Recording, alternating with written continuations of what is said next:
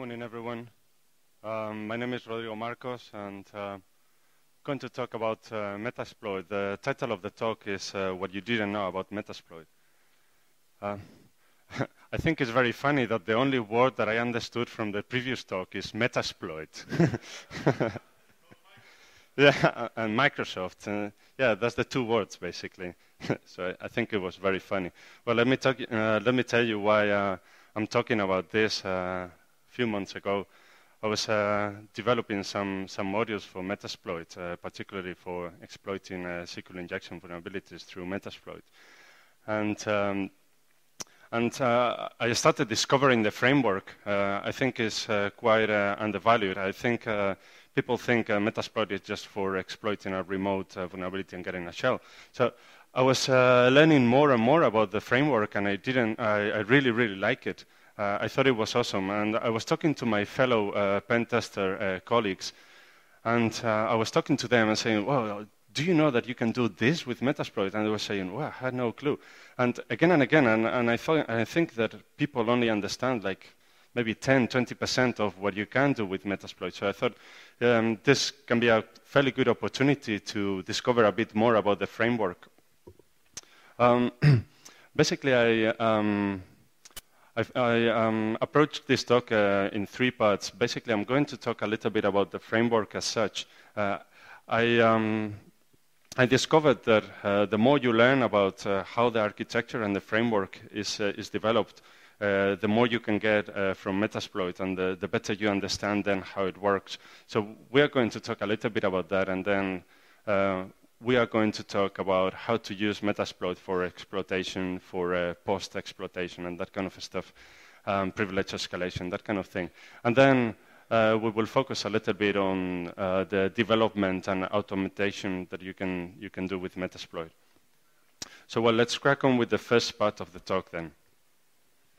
So, well, we are going to talk a little bit of Metasploit, the history of it, and the architecture.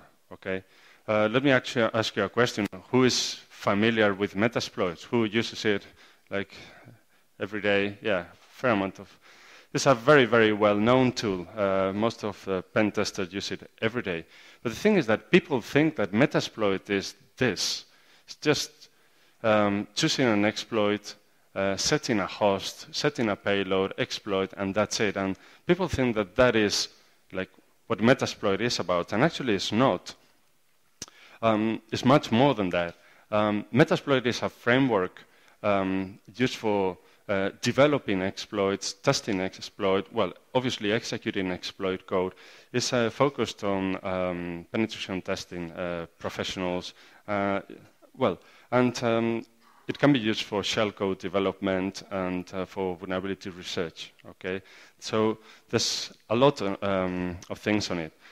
It's free, it is open source, it is de facto vulnerability exploitation framework. So basically, when someone wants to exploit something nowadays, uses Metasploit. It's fairly reliable, very well maintained, easy to extend, and it has lots of vulnerabilities and payloads. At the time of writing, it has like 708 exploits and 248 payloads, which is, well, quite a lot.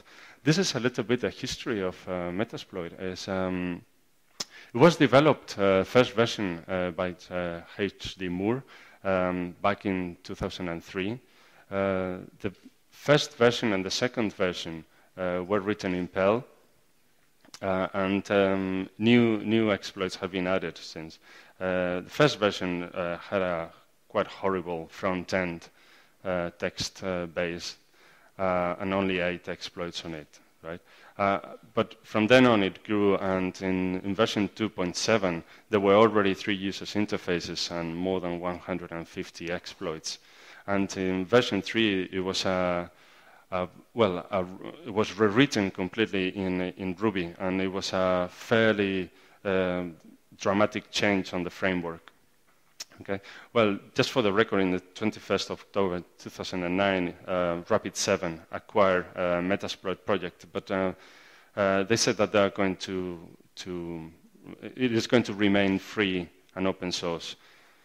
I thought it was quite interesting. This is the first H.D. Moore email that he sent to a security list when he released the first version of Metasploit.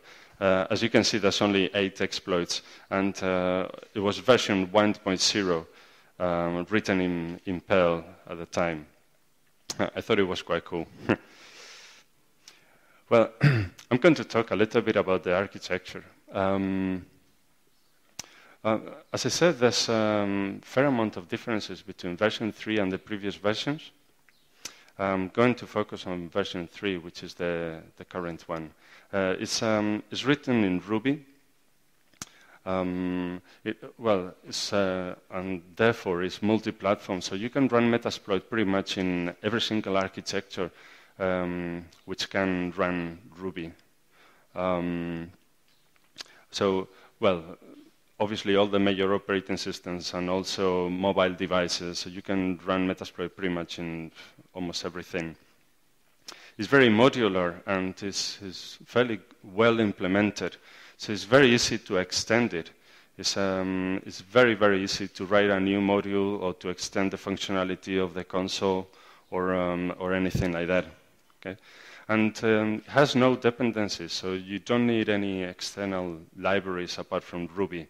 Everything is pretty much self-contained within the Metasploit framework. That is a graph of the architecture. So basically, we have some common libraries which implement pretty much all the socket handling, lots of libraries for exploitation, etc., etc. And then we have the modules that access those libraries. Okay, we have interfaces, we have tools and plugins. Let's focus a little bit on the libraries. They are, as I said, pretty well designed, and they encourage reuse of code. So you can use the same code for many exploits. They do that with Ruby mixins, which is a pretty cool technology, basically. It is modular, and the good thing is that they are just normal Ruby libraries. So if you want to write an exploit, but you don't want to implement a module in the Metasploit framework, you can just use the libraries on your own Ruby script, and you can use all the technology and everything within the framework, but you don't have to use the framework. You just use the libraries. Okay. Brief look to some of the libraries. This is the lowest level of the library, the Rex library, Ruby extension library. Basically, it includes all the socket subsystem, all the protocols used by the framework, the login, some of the exploitation utility classes, etc., etc.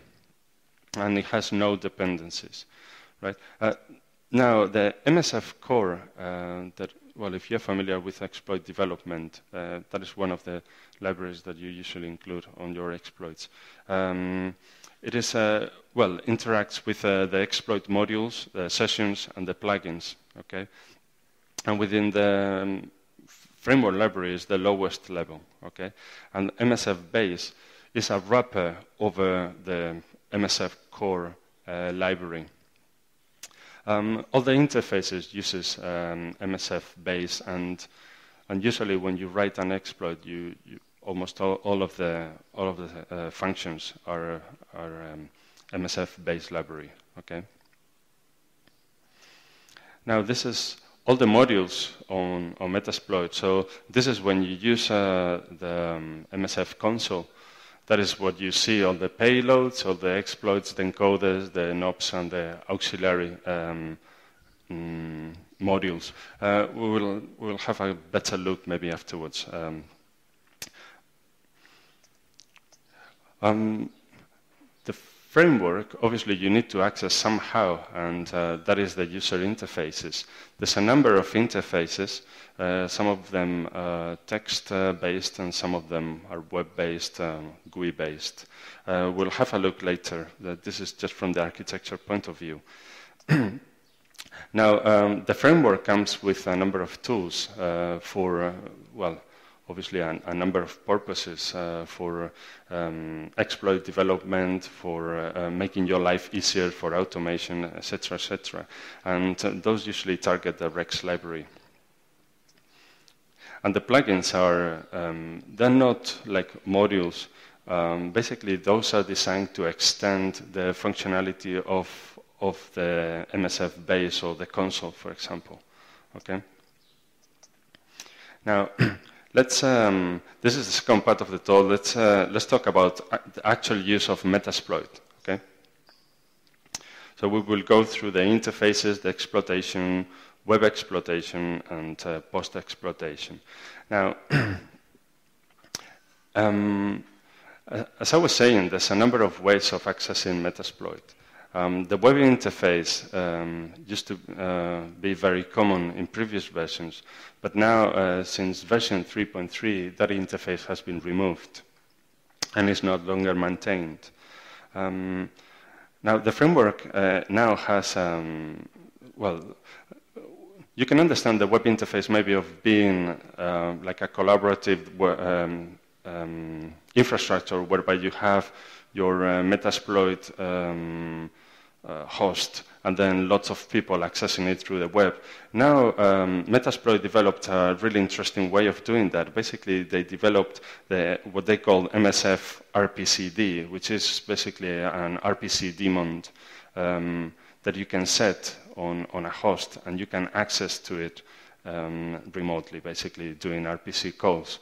Okay, most of the GUI interfaces use this daemon to access the framework, but obviously anyone can use it. It allows authentication as well, so you might as well, if you have a pen testing company, you might have your Metasploit host with RPC calls, and then you can automate your processes, etc., etc. Okay. And there's a number of interfaces there which come with the framework. This is what they call MSF GUI, which is quite okay. Actually, I have to say none of the graphical interfaces are perfectly mature. And in my opinion, the best way of using Metasploit is the normal MSF console, which is, I guess, what most of us use. But well, the GUI interfaces are okay. This one is fine. You can scan hosts, and it gives you the vulnerabilities. You can choose set an exploit, choose the target. It fills up most of the details there. You run the exploit, and you get, for example, a shell within the GUI interface. I guess if for people with less experience, having a GUI interface can be quite interesting. And this is probably the best GUI interface. It's called ArmTouch, and it is quite nice. It implements a console at the bottom and a graphical interface. Once you go through your discovery process, all the hosts will be included in the top right side. When you compromise a host, it appears in red, as in the movies, and from there you can, well, keep working your way to other networks and stuff. So it kind of makes things easier in that way. This is how you attack. Basically, you get you choose a target and an exploit, and you launch it in a fairly graphical way. Well, I guess you are all familiar with the MSF console. This is just what I guess most of the people use. It's a normal client, text-based, but with a fairly good interface. don't know if you're familiar with MSF client. Anyone? Yeah, a few people there. Well, this is a client that actually uses command line. You specify MSF client. You specify the exploit that you want to use. You specify all your arguments, okay, which will be your remote host, the payload that you want to use, etc., and then you execute, well, that exploit with that payload. Basically, everything is done in command line, so it requires no interaction from the user, which is really good if you want to script attacks. You don't need to enter anything. You just provide all the parameters in the command line. Okay.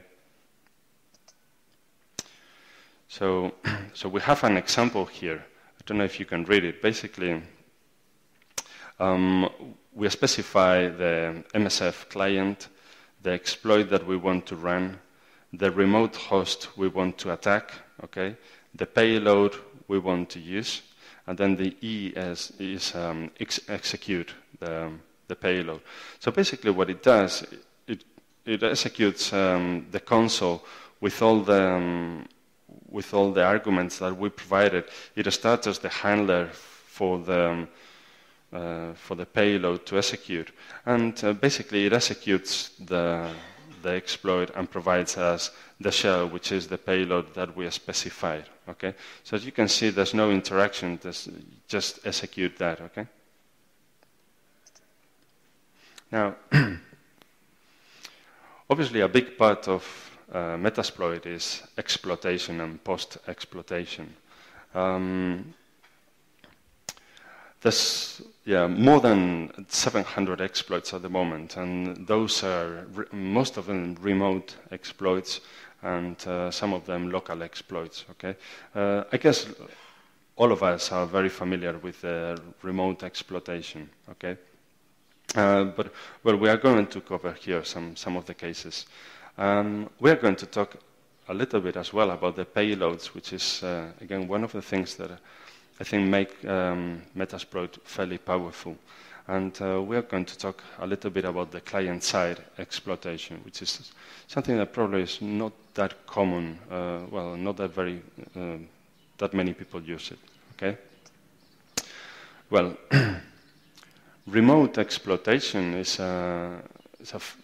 fairly simple with Metasploit. It's basically choosing the exploit that you want to use, choosing the target, choosing the payload. The payload is the code that you want to execute once you gain access of code execution in your target, okay? And then just exploit it. It's as simple as what you see here in this screenshot. So basically in here, we choose here an exploit with the command use, okay? Fairly simple. And then we set a number of variables. Basically, we set the remote host that we want to attack, okay? The payload that we want to use, in this case, is just a shell binding to a port, okay? And then we exploit it, and basically, the framework, well, in this case, is the TCOM vulnerability. It accesses the host on port 135, sends the exploit, and opens the session, okay? As you can see, it's fairly simple. I guess that's what we are all familiar with, okay? Now, some of the interesting things about Metasploit is that it allows you as well local exploitation. By local, I mean what you can do is you can exploit a remote host, and maybe you are not getting enough privileges. Maybe you are using it through SQL injection, and you have only the permissions of the web server or something like that. Well, Metasploit allows you to do privilege escalation exploitation on the remote host using a local vulnerability on the remote host. Okay, for doing that, obviously, first thing you need to do is to gain some kind of access on the host. And after that, what you do is you send this local exploit, channeling it through your exploited host. Okay, it's a fairly simple process. Basically, what you have to do is you have to run a Metasploit. We will speak about that later, and then it's basically about using one of the post-exploitation Windows escalation vulnerabilities. Okay, it's as simple as that. You use the exploit, and then you set the session where you have your Metasploit running. Okay, and then you just exploit it, and you gain further privileges, and basically you do a privilege escalation. Okay. Now this, I guess. Remote exploitation is what we all do, but there's a few interesting things, and one of them is auto-pawn. I don't know if you're familiar with this. Basically, what you can do with this is just a script around some of the functionality of Metasploit. This script, what it does, you need some database support. Okay, so the framework comes with support to MySQL database and Progress SQL database and SQLite. Okay, so once you set up that, you have some other functionality. Okay, within the framework, and you can, for example, scan some hosts, and everything will be recorded, and the open ports, etc., will be recorded on the database. And then what you can do is you can use DB Autopawn to try every single exploit on every single, matching certain port, and then on all the hosts that you want. Okay. In an automatic way, so you don't have to launch anything, any exploit. You just do the Autopawn script. Okay. So this is a very quick example. So the first thing you have to do is you need to import the hosts into Metasploit. There's a number of ways of doing that. So normally in a pen test, you would have run Nmap, and probably you have the results on an XML file. You can import that file. You can import all sort of other files like AMAP files. You can import Nessus scans. You can import even Qualys scans, okay, into Metasploit. So in the example that I have here, actually I chose to run Nmap from within Metasploit. It's calling your external Nmap on your system, basically. Okay, so you do db Nmap, and then whatever arguments you want to pass to Nmap, so you can scan a whole range or whatever. In this case, I just scanned one host, okay, with a number of ports opened in here. So all the results from here are recorded and are stored within Metasploit, okay, and the framework will know that there's one active host with a number of ports opened, okay. And then what it will do is it will run against port 80 every single exploit whose default port is 80. It will run on port 135, 139, 445 every single exploit, with that default port. Okay. Basically, in this specific case, and taking into account that there's a fair amount of open ports, Metasploit found 189 potential exploits.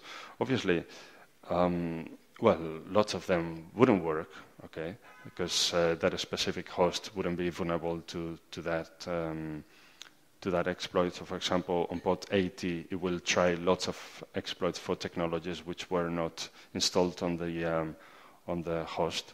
So the script actually doesn't do any enumeration of the services or anything. Just based on the port, it will launch everything. Okay. But well, basically just with one command, which is db autopon -p is so that it matches by the port, and -e is exploitation. It will launch automatically 189 exploits, and well, and 5 of them were successful. So we found that we could compromise that particular host in 5 different ways. Okay. Now, once you compromise a host, you can choose what kind of code you want Metasploit to run on it, which is basically the payload. Okay. Well, in the framework, there's 3 different payloads. There's what they call single payload, okay, stage payload, and a stager. Basically, a single payload is just a self-contained piece of code that handles communication, okay, back to the attacker, okay, and it handles whatever code you want to execute. So you don't need to run anything else. It's just self-contained single payload, okay. Now, sometimes when exploiting a host, we have some size constraints. So a single payload, depending on the code that you want to execute, but in general terms, is fairly big. And sometimes we cannot run a single payload against a host. Okay, so sometimes what we need to do is to send what is called a stager, which is a tiny or a small piece of code for exploiting that, and then that stager will get back to us, to the attacker, and then we will send another piece of code. Okay, that is what is called a stage payload. Okay, the stage payload is connection independent because the connection side of the exploitation will be handled by the stager. Okay, and basically when we use stage payload, we first send the stager, and then the stager communicates to us, we send the other exploit, but everything is handled by the framework. Okay, we don't have to care about that. Okay, and the stager is, well, the piece of code that glues the exploit and the stage. Basically, it tells how the exploit will communicate. Okay. Well, there's at the moment there's 248 payloads, which are a lot.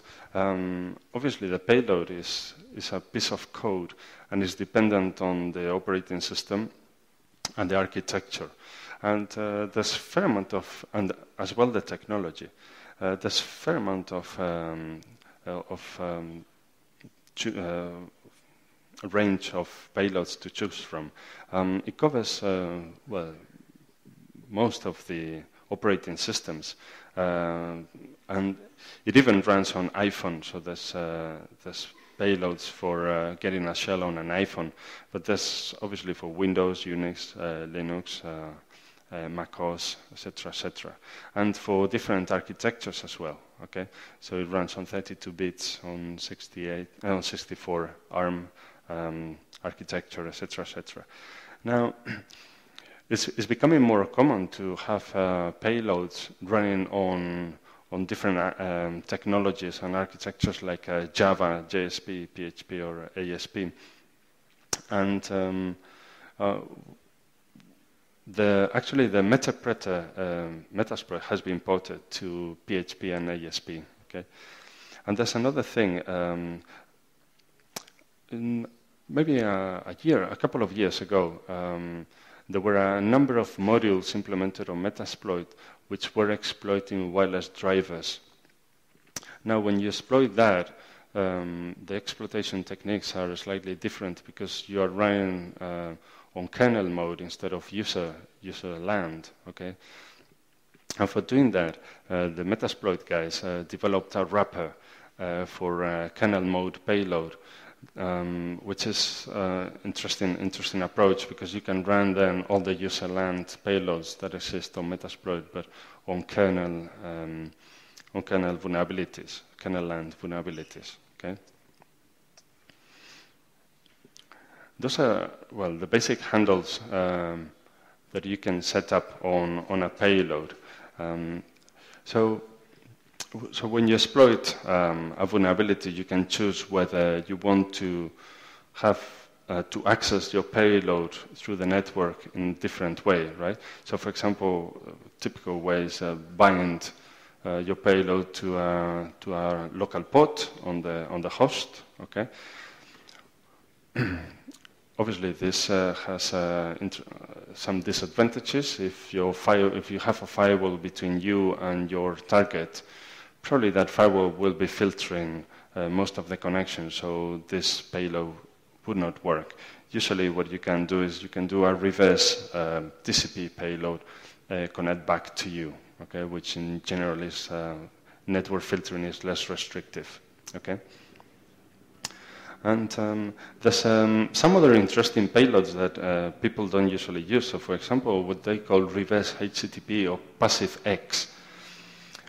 In a very restrictive environment, you might find that there's absolutely no way that you can establish a connection between your compromised machine and your host. Okay, it might be because there's no such access. Maybe that machine is only maybe accessing the internet through a proxy or something like that. In this case, you can use what is called this passive X payload, which is actually an active X that uses Internet Explorer settings to load an active S and to channel the exploit using HTTP traffic back to you, which is a very interesting way. Also, there is what is called a reverse TCP all ports, which again is a very interesting approach. When you compromise a host, you might not know what kind of outbound traffic restrictions are. So this payload tries every single port back to you.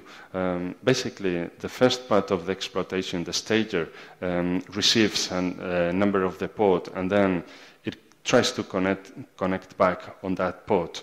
Okay, your attacking machine will be listening on each port and trying to get the shell back. Okay. All of the exploits, all of the payloads also support IP version 6 for listening and targeting. Okay. Now, so once you have the exploit, you have the handle, you choose basically what is the type of exploits. So, well, I guess it's a personal preference, right? But usually what people do is get a shell on the box, or depending, you can add a user as well. If there's size restrictions, you might not be able to execute some payloads. For example, adding a user is a tiny shell code, so you might need to choose that. But well, there's other stuff like downloading a file and executing it, executing a specific command, which is in the operating system. Okay. Many of the payloads use a technique, very well known and exploited technique called reflective DLL injection. So, for example, VNC injection, and Metasploit uses that, okay? Which means that you can inject an arbitrary DLL on the exploited process, okay? Metasploit comes with a number of DLLs like VNC or Metasploit, but you can code your own, and you can choose, you can set up Metasploit to inject that DLL into the exploited process, okay? There's other payloads like uploading a binary and then executing it, okay? Now, there's also, in Metasploit, some client-side exploitation. Just obviously becoming more and more common, right? Because lots of corporations put quite a lot of effort into protecting the external interface, but sometimes they forget about the workstations. Okay, so there's a number of exploits for exploiting Office and PDF files, and also obviously the web browser. Okay, in all of them you can execute whatever payload is supported by the Metasploit. Okay, so I found, well, I'm going to explain two interesting approaches to file backdooring, well, or client-side exploitation that I found quite effective, actually. The first one is the PDF backdooring. So Metasploit can embed any payload into a PDF file. Okay, depending on the version, it will be executed automatically, or it will warn the user, or in latest version, the security policy might be configured not to execute that. Let me show you what I'm talking about, basically. So let's see.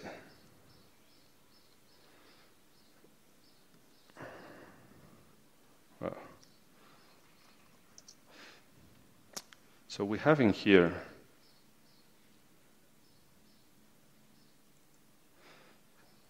So we have a normal PDF file in here, okay, which is just the user guides of Metasploit that I'm sure you all have read at some point. So what we are going to do, we are going to create a version of this PDF file with payload embedded on it, right? So we have Metasploit, the MSF console running here. Let me just copy and paste this. Oops.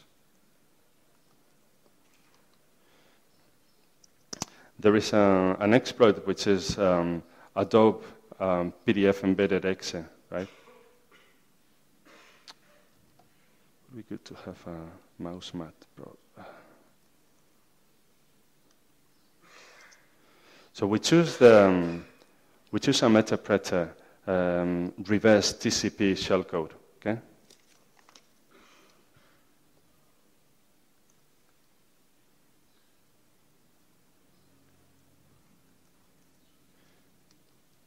If someone has a mouse mat, I would really be very glad. I would invite a beer to anyone.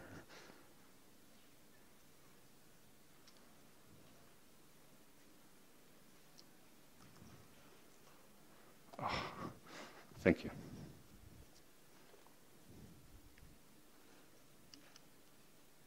So what we are doing here is, as this is a reverse payload, it will connect back to us, so we need to set up the local host, okay?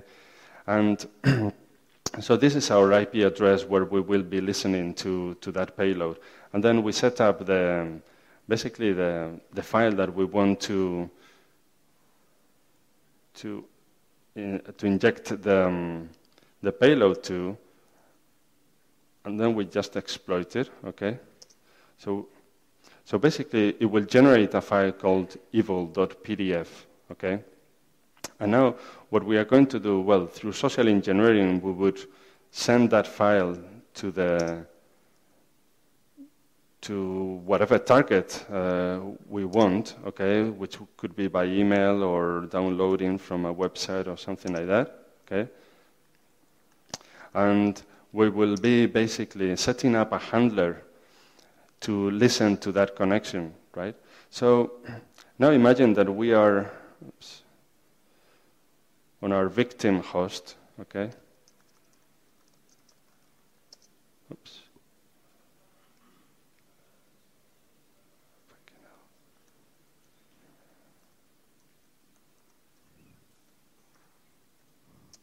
So we are in our victim host, okay? And we send this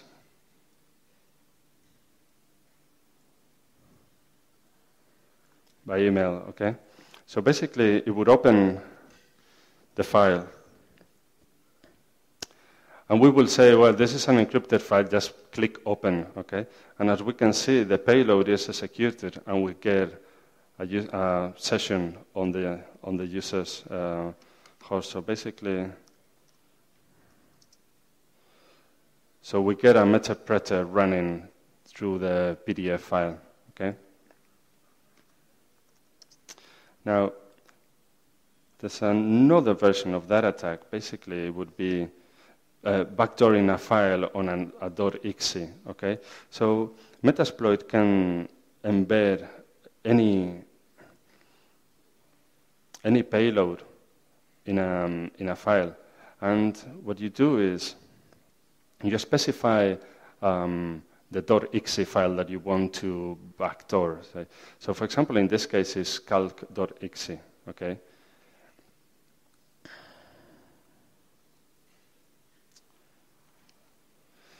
So Metasploit will create a file called evilcalc.exe, and then when executed, it will, so we set up the handler again. The user will again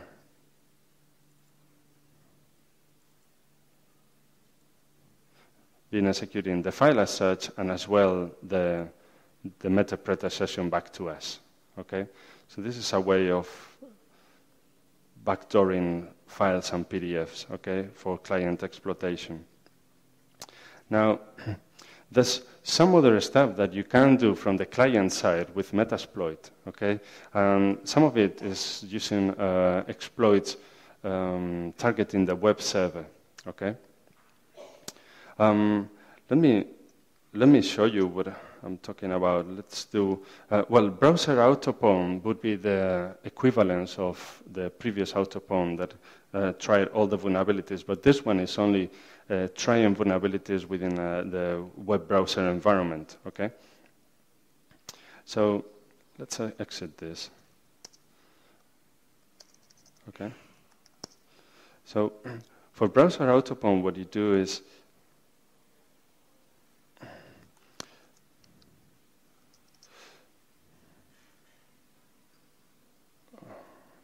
so you set the path where you will be serving your payloads, okay, for all your web browser vulnerabilities, okay, and it's going to take a while. And then now the framework, what it's going to do is it will check all the web vulnerabilities affecting web browser. So that includes Firefox, includes Chrome, includes Internet Explorer, etc., etc. And what it will do is it will set up a web server with all those vulnerabilities, okay? And when a victim connects to your attacking web server, it will deliver all the payloads, okay? Whatever the server is. So in this case, we are adding Mozilla, Java, all the vulnerabilities, Opera. So all the vulnerabilities, Safari, included in the framework will be delivered to the attacking host, to the victim, sorry, should I say, okay?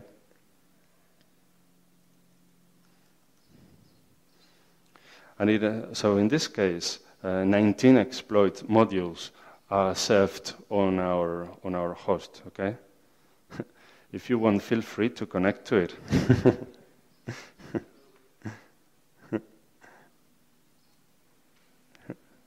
It'd be interesting to get a shell there.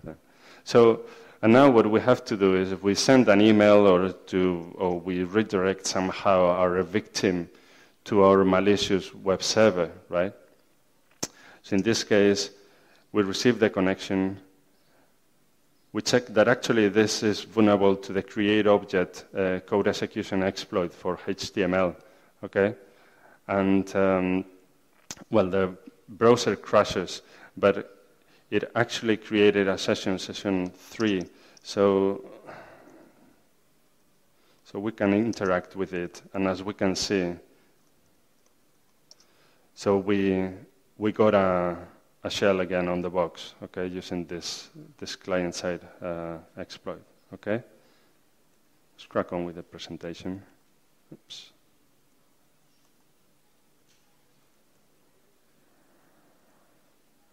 Oh, sorry.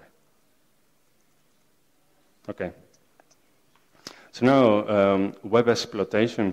Typically, Metasploit has been only targeting infrastructure testing, but lately it is more common to use it in the web environment. Okay, there's a few concepts that I'm going to explain. The first one is that you can get a metapreter, okay, with working with PHP and ASP.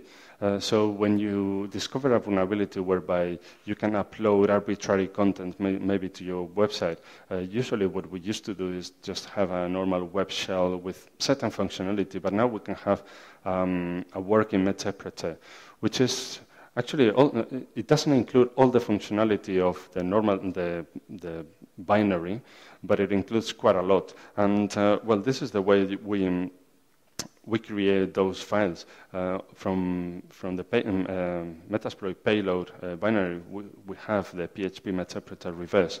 Okay, we set the options, and we would just upload that file to a PHP host. And the same happens with ASP. Okay, we would do that with MSF encode. Okay, once we upload that, then we would just, with a browser, we would execute the file, and we would get the metapreter back to our attacking machine. Okay, so this is an example of it. Okay, so we create the file. Okay, and we upload it to the server, and then from a web server, from a web browser, we visited it, and we get the metapreter. Okay. There's also some functionality for exploiting remote file inclusion. Okay, so when there's a vulnerability whereby we can execute any arbitrary inclusion, okay, we can use what is called the PHP include. Okay, and again, we can specify any payload, and it will be delivered through the PHP include. Okay. There's more and more modules now for exploiting SQL injection vulnerabilities from within the framework. Okay, I coded a wrapper a few months ago for exploiting MS09004 using this. Let me show you how it works.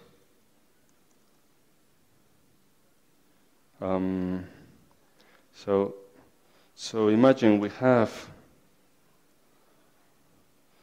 a web app.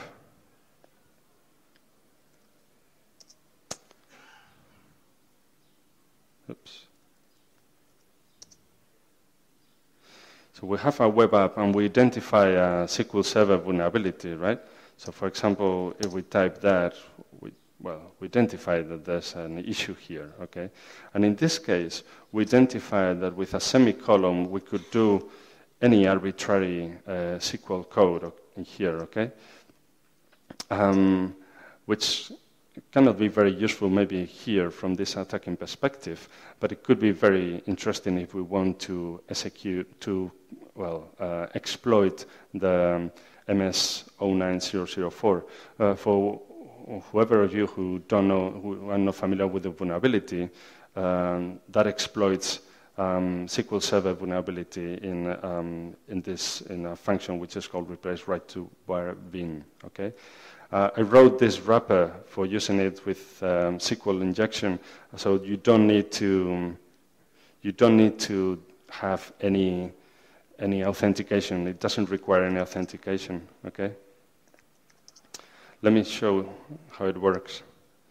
So basically, we choose the exploit, okay, and we choose the host which is vulnerable to the SQL injection, and we specify the SQL injection part like so, okay?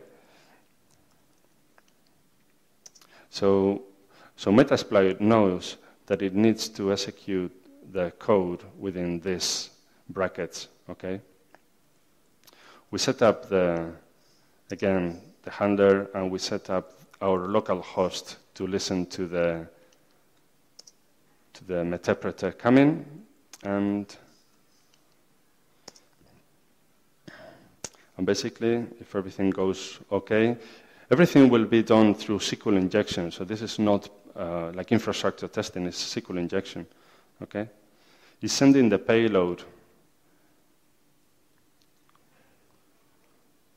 hopefully.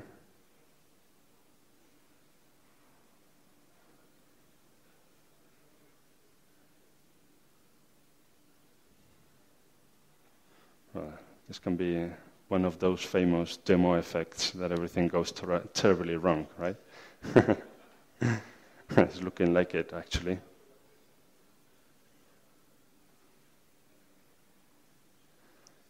It should have worked already.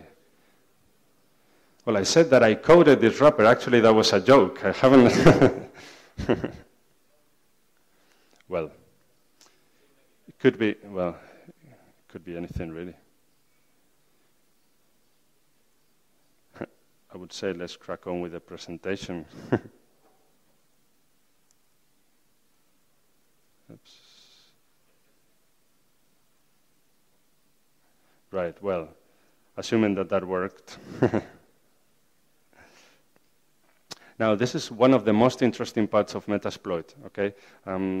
The post-exploitation is extremely powerful. You can do lots of stuff once you compromise the host, okay? Lots of stuff that makes our life so much easy, okay? Some of them, we are very, very familiar with it, but we can make our life very, very easy with this. So one of them is the hash dump. So we don't need to upload pwdump to the host, okay? Now we can just have a metapreter and having all the hashes with them. And afterwards, we can use the hashes with PSSEC without even cracking them, okay? I don't know if you're familiar with Incognito. It's a really cool tool for token manipulation. So if we compromise a host in a local environment, we can jump to the domain administration, using Incognito. So all the functionality has been built in within Metasploit, okay? And we can impersonate users there, okay? We can sniff traffic. So again, once we have Metapreter running, we don't have to upload any sniffer. We can just sniff the data, and we can even set up filters as we would do in any sniffer. Okay. This is a very interesting one, a smart locker. So imagine that you compromise a host and you really want the password of the user locked on. Okay, you cannot crack it, you cannot do anything. So what we would do in that case, that didn't work. Let me set the handler again. I'll show you.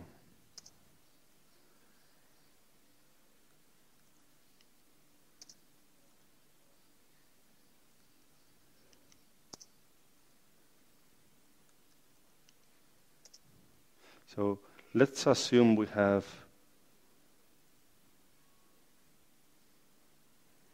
a metapreter running here, okay? And we want this guy password, okay? So what we do is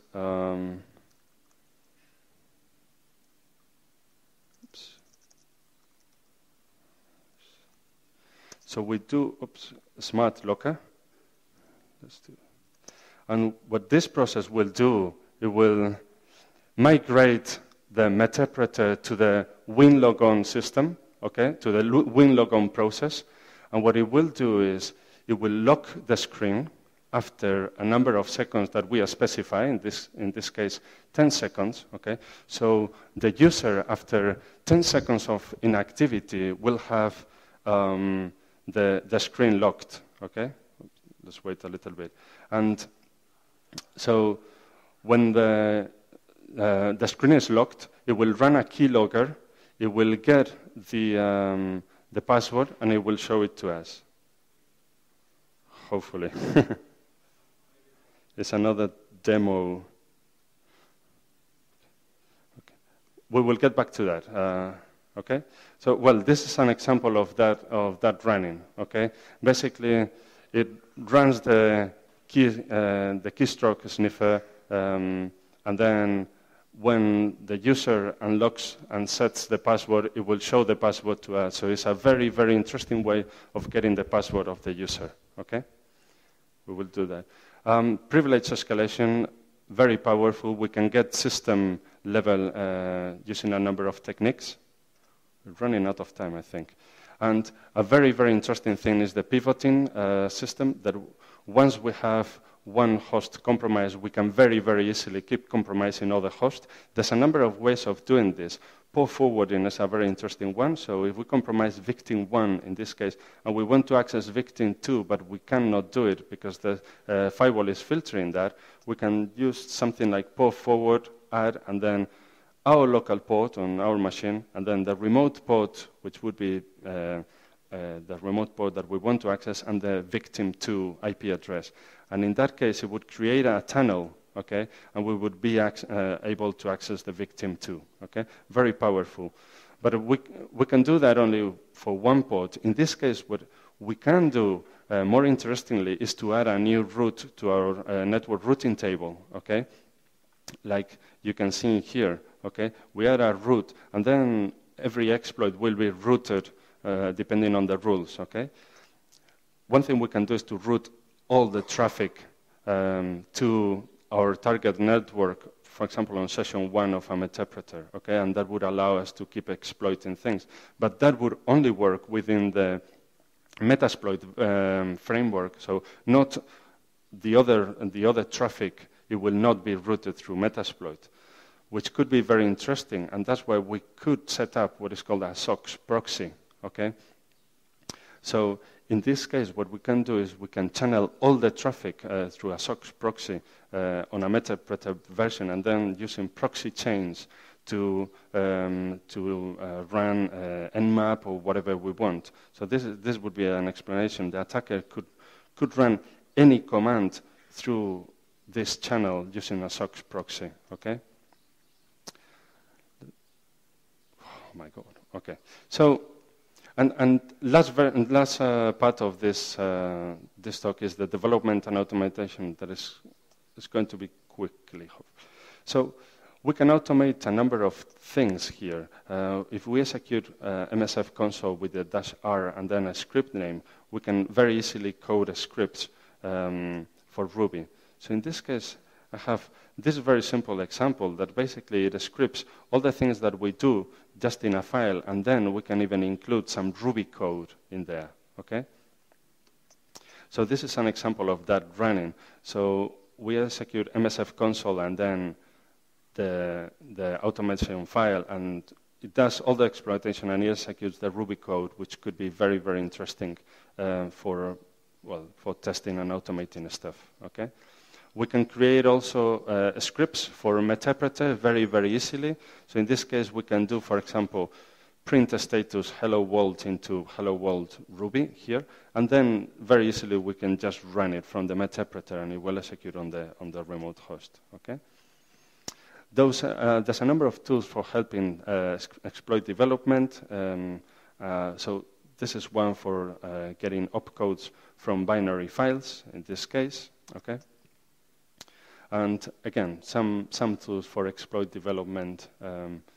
So we're going to crack on.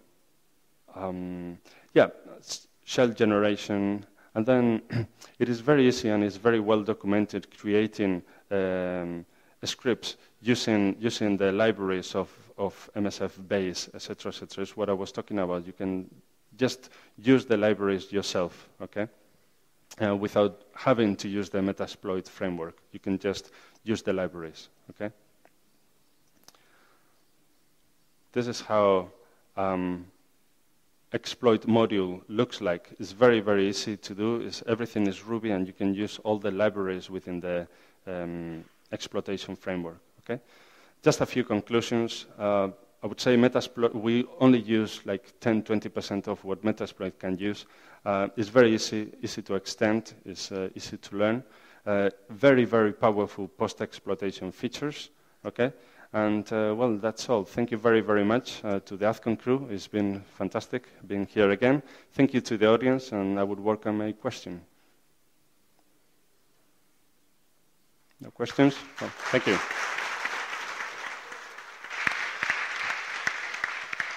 Okay.